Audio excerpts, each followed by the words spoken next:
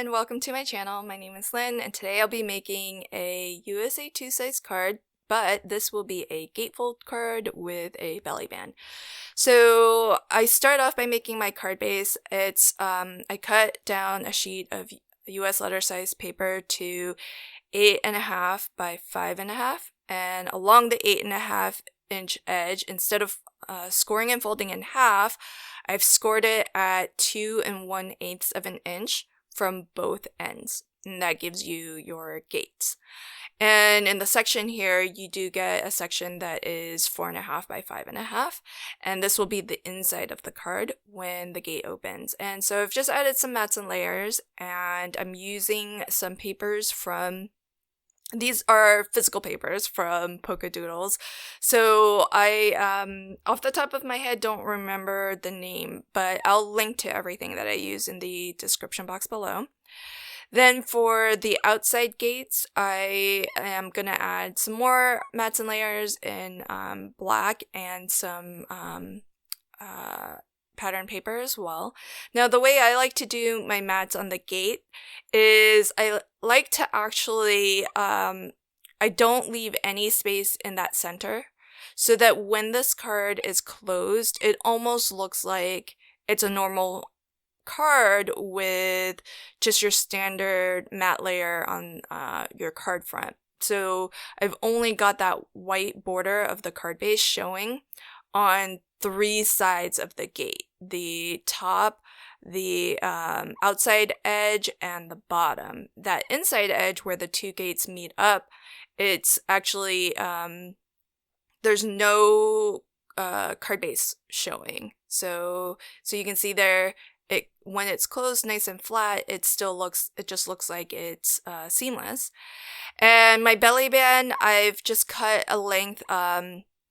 Now the belly band also happens to be 8.5 inches long, but as you can see, I am very loosely kind of bending it around the card, because you can see the seam doesn't meet up 100%. The 2 ends don't meet up 100%, and that's because you want your belly band to easily kind of be able to slide on and off.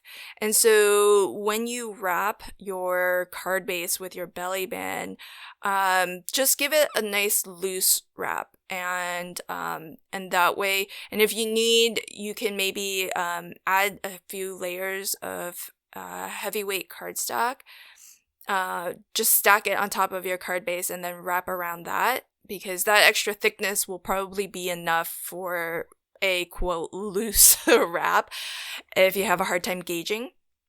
And so I'm just trying to figure out, I want to add a little heart behind my my Queen of Hearts Winnie here, and I wasn't sure how large of a heart I wanted to use, because too large and you really can't make out that it's a heart anymore, because she does cover sort of that top portion, but too small and you won't see it at all. If it's way too big, it won't even fit on the card. So I think I found just the right size here. And what I'll do is I'll glue that to my belly band here, so that the belly band's actually closed off. So you don't need, for your belly band, when you wrap this around, you don't need for it to overlap. If you do plan to put something in the center like I do, it just needs to come close enough so that whatever you're attaching to on the top of it in the center, it has enough room to kind of bridge whatever gap is left. And so I'm using my Make Art Station to kind of keep everything more or less in place while I get this adhered down. And that should just about do it. Although I didn't like the placement, so I decided I would move it down a little bit, just to not have this completely centered, but have it a little bit more weighted towards the top. And because I've got all this excess glue back here, I was worried about that. And so I decided, well, I've got this cut heart that I tried out but was too small, so I may as well use it, and I just stuck it to the back here. So that kind of covers up all of that excess glue from when I peeled up the belly band, and it neatens up the inside of the belly band. Not that I think anyone would look. It also makes it stronger. I mean, it is completely optional to do that. I just did it because I had that glue exposed, and rather than wait to have it dry, and because I had the extra die cut, I just decided to use it. So you don't really need to do that step, but I think there's good reason to, for all of those reasons. It does add extra strength, it neatens up the inside, and speaking of neatening up the inside, I completely forgot that I had prepared a happy birthday sentiment to put on the inside of this card, and so I'm just layering on the die cut, which I've cut out twice, once out of black as a shadow layer, and once out of this really beautiful iridescent card stock. And the happy birthday die is from Polka Doodles. So and I think when I got it, it was on clearance, so I'm guessing it's still on clearance.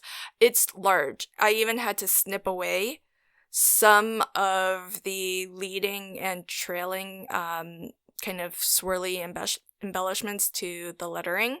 So I love this font. It's super fancy, and it looks really special. And it does take up quite a bit of your card too, so it can really stand on its own as a focal point. And so I'll get my belly band on my card here so that I can position my colored image. This is a digi image that I, just for the sake of time, I printed it out and colored it off camera. But I love how there's, I think, a few different images that are sort of reminiscent of Alice in Wonderland, and so I just thought it was a really, really fun one to color up, and she makes for the perfect focal image on here. And I like that she's kind of on her own element on the belly band. So that is my final card. Here's a more focused in close-up of that colored image, and really fun, quick, easy card to create. I hope that you enjoyed this video, and if you did, please consider liking, commenting, and sharing. And if you'd like to catch new videos as I post them, consider subscribing to my channel and ringing the notification bell. Thanks so much. Until next time, happy crafting and have a fantastic day. Bye!